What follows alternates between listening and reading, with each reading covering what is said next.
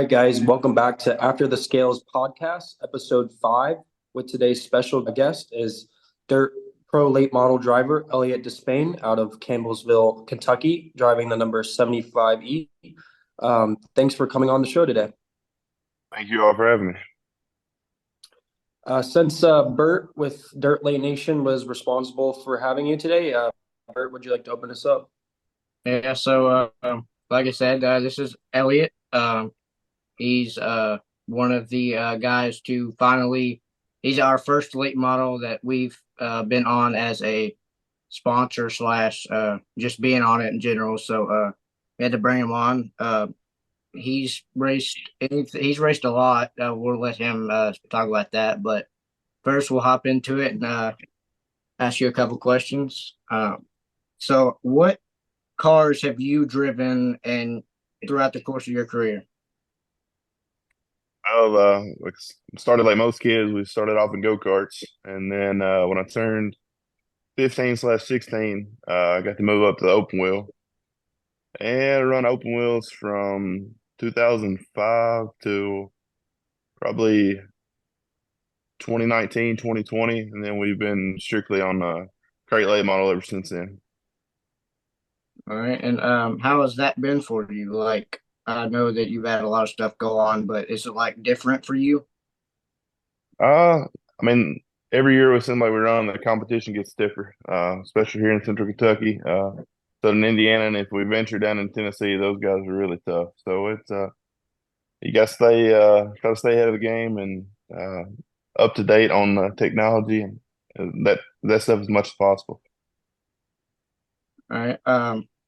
So we do know that you somewhat dominated in your open wheel days, especially at Brownstown. We have watched a couple replays, and you look pretty fast. Do you wish that you could go back to those days? Yeah, because the last couple years we've struggled a little bit, but yeah, we had some success in the mod. I mean, wasn't no Devin Gilpin by any means up in that part of the country, but we did have some good runs and had some really good runs at Junction City, Ponderosa, Burnside here in Central Kentucky. But we was able to sneak one away at Brownstown and have some good runs up there in the past. Elliot, I was going to ask what led to the change going from open wheels to late models? At the time, it was just cost. We did as a family, me and my mom and dad, and just like you freshen motors. When we got into the crate deal, you didn't have to go have a blueprint motor. We bought our motor straight from City Chevrolet and bolted it in the car. Now the crates kind of got away from that, and of course it's racing, so it drives the cost up. But yeah, I mean we had an old Rayburn, and I mean we threw the crate motor in it and just took off. So Yeah. We do know that there might be a backstory behind why you're the number 75. Who do you look up to, and what is the reason you're the number 75? so that number come about from Bart Hartman. When I was a little kid, just roaming around the pits, he would always take time to stop and talk to me. He would always take me up in the holler and give me a T-shirt. And when he went to GVS, I think whenever maybe more year left or something like that, and he had they called it the Bart Mobile, and they had like the little cartoon character T-shirt. Of course, I was a kid, so that made me become a Bart Hartman fan. And they said he always had time to talk to me, and no matter what was going on. I mean, like before he won the World 100, he stopped and talked to me there in the upper pit area. So that was pretty cool. Something I'll always remember. A lot of different drivers have like background stories about how they got into racing. Usually it's their dads racing and then passing it on to them. But would you say that Bart's kind of a role model that got you into the racing scene with the go-karts, or was it someone else? No, I was already racing go-karts when I met Bart. Um, let's see, when I first started, I was 25. That was my dad's firefighter number. And then whenever I become a Bart Hartman fan, got to move up and move the number. And like, I mean, John Gill was a little bit of the part of that too. I mean, he's, here in Central Kentucky, Southern Indiana. I mean, He was a star back in his day. So I mean, the number 75. I mean, dirt late model racing is pretty prestigious with Bart Gill and Terry Phillips and his dad. So it's a pretty popular number. All right. No, What is your favorite track by chance? I'm pretty sure I thought I heard you say Brownstown, but I wanted to make sure that that was accurate. Brownstown's nice. I really do like Ponderosa just because it's close to home. But I've got to race at Eldora a couple times, and that was obviously it's awesome. And I'm a real big fan of Lawrenceburg. When they redone that track a couple years ago and had the Dirt Track World Championship there, I really do like that place. So Speaking of Ponderosa, I'm pretty sure aren't you all going up there this weekend if weather permits and racing your first race of the season? it was just a practice, and they've already canceled that. Oh yeah. Yeah, they've already canceled it this weekend. I think the highest will be 46, and we've had all these storms and rain. And we're planning on going to Junction Friday and practice, and then going to Florence Saturday. But with all the rain and storms and cold weather, I would be shocked if Florence race this Saturday as well. So All right, yeah, that's pretty sad coming from me, but yeah, let's see here. What race car like was it? What race car did you run whenever you ran with the open wheel? Like what group? Like you have late models with Longhorn and all that. Like what car did you race whenever you raced open wheel? we had a Bandit race car that was built. They're built down the road here in Buffalo, Kentucky, by Brian Barber.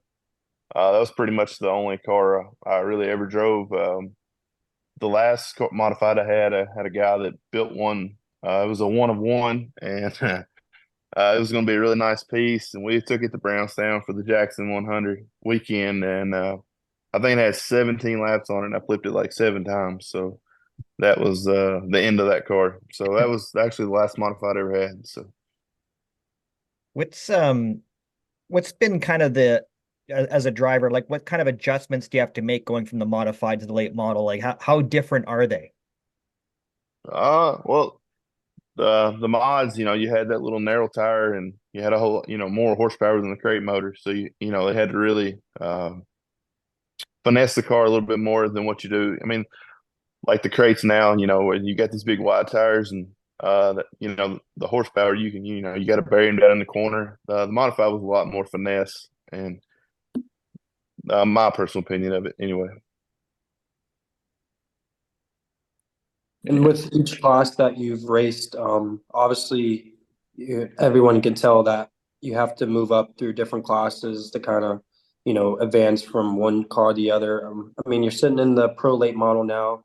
What's kind of like your future plans or goals down the road to maybe move up to the full super late model, or maybe even transition to another race car in the future? If I hit the lottery, I mean that's everybody's dream, is to have a super motor. But I mean, it's just the cost of it, and these guys that do it for a living, man. You've got 2 or 3 full-time employees. You've got a truck to run it down the road with and live out of, and it's just hard for. I mean, it's hard to compete at the local level when you have, like there's certain guys at each track that are just, really good. And I mean, I'm pretty content where I am. Like I said, me and my mom and my dad, we do it. Of course, my grandpa helped out a tremendous amount when he was alive, and then we had another guy. That helped us for, I don't know, it's 15 years. He passed away last year. His name was Dale Gorley, and just he helped us and done as a family with him. And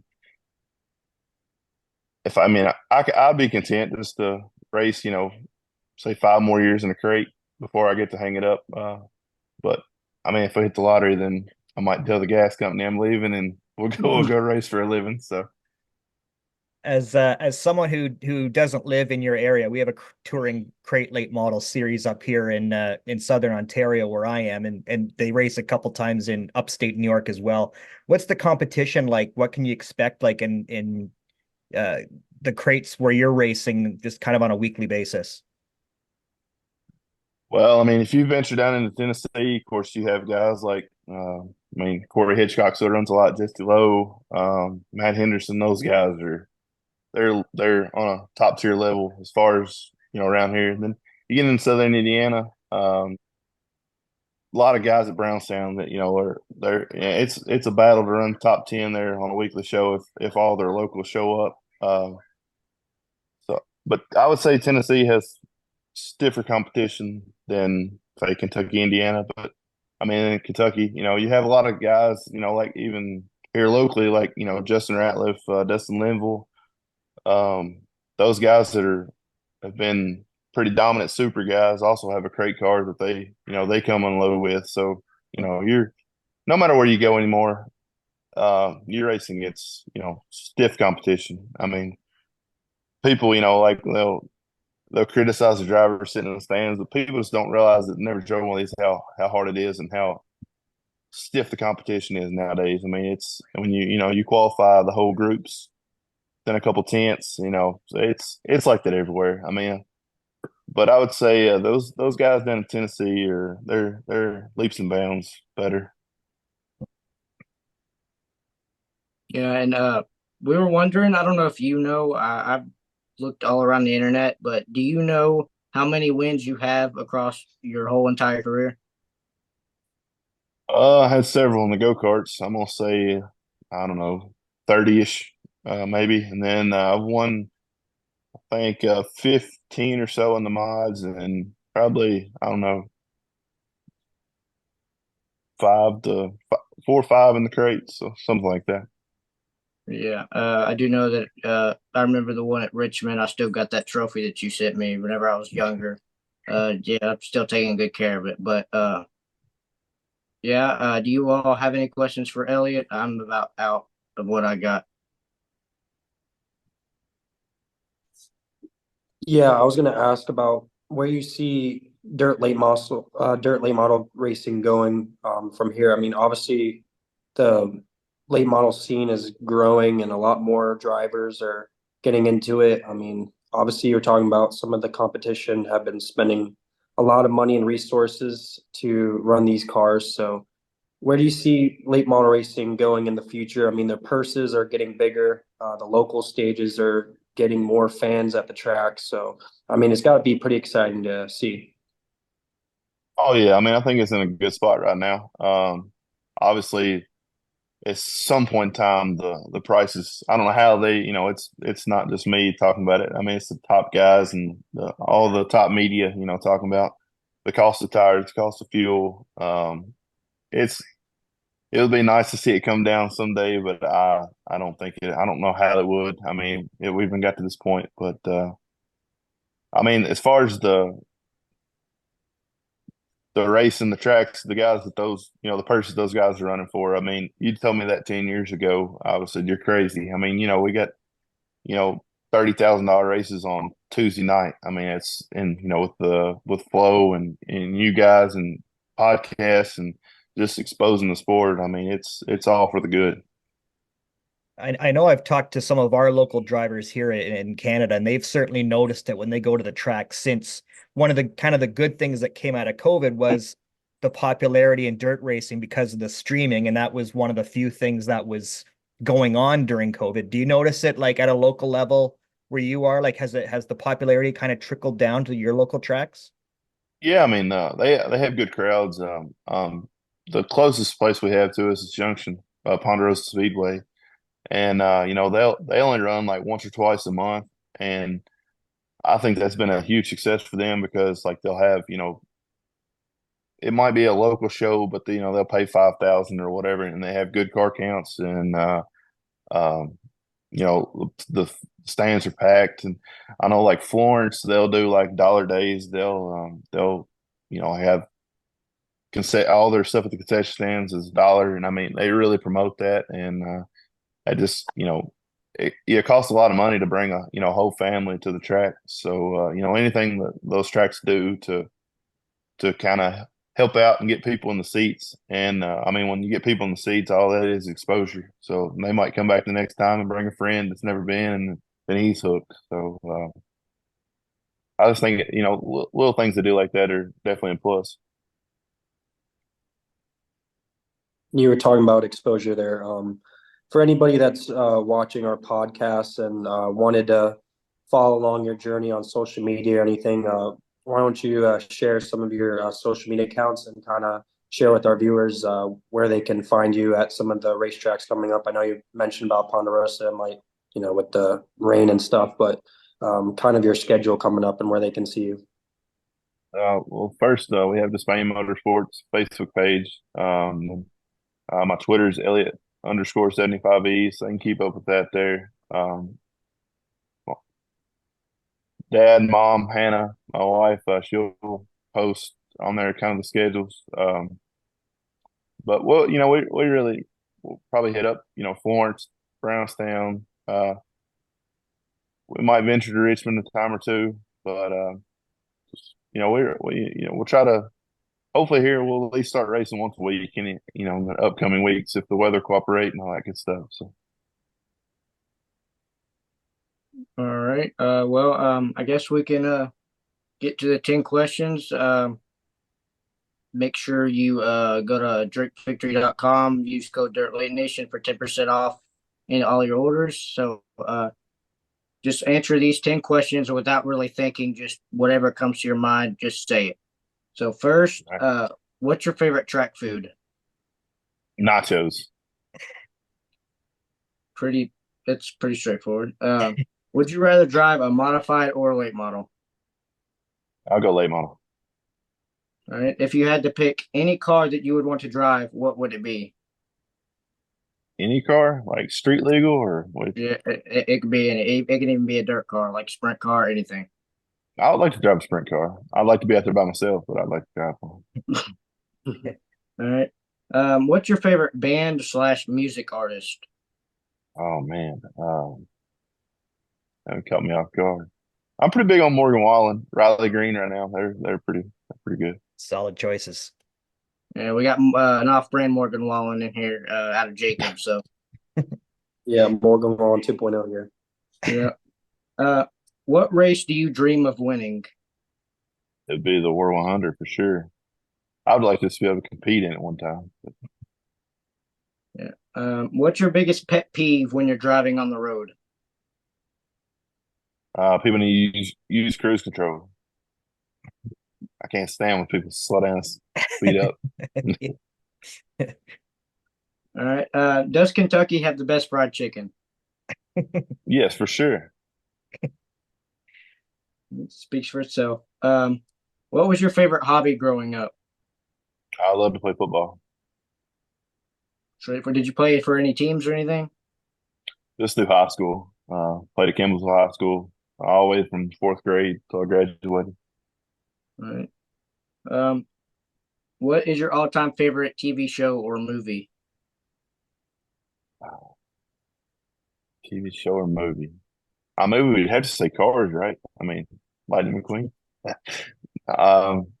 It's anything sports. I'm from Kentucky, so we've been struggling, but it's definitely Kentucky basketball. It'd be my favorite sport. But. All right. And lastly, how many times have you lost to the scales? Like, have you been light? Have you failed tire tests? Like, how many times have you failed? Actually, I can't remember ever being light. And I know we haven't had any dirty tire samples come back, but yeah, I don't think with as big as I am sitting in the seat, I don't think we have to worry about being light. So That's always good. yeah. But I may have been sitting in the car shaking a few times to try to get that number to come up just a little bit, but yeah. All right. Well, if you all don't have any more questions, I guess that'll be it. Jacob, do you have anything? No, I just know that we appreciate Elliott's time, and you can find our social media accounts at Phenom Motorsports, at Dirt Late Nation, and at Canadian Racing Tours. We appreciate Elliott coming on. A lot of drivers have busy schedules with races coming up, so we always appreciate coming on, talking about racing, getting to know them. So I want any viewers that are watching, if you own a business or know someone that owns a business, that if they're looking to get into racing, look at guys like Elliott that are out there and maybe think about supporting them. it costs a lot of money to race this day and age. So anything helps to promote, local racers. So. Yeah. All right. Do you have anything, Shaun? For coming on, Elliott.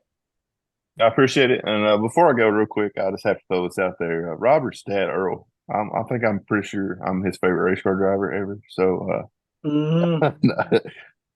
I got the privilege to work with him for, I don't know, 4 or 5 years. So, but I'm pretty sure I'm Earl's favorite race car driver. So I'll make sure to ask him. yeah, make sure you ask him and let me know, or better yet, have him call me if he has any questions or comments. All right, I will.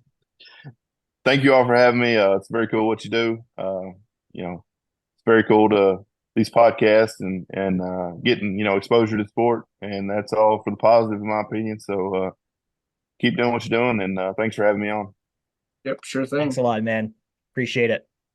Yep, and that'll be Yeah, it yeah. for today's episode. Make sure to catch us on YouTube, Instagram. I appreciate y'all for tuning in. So tune in next time and see ya.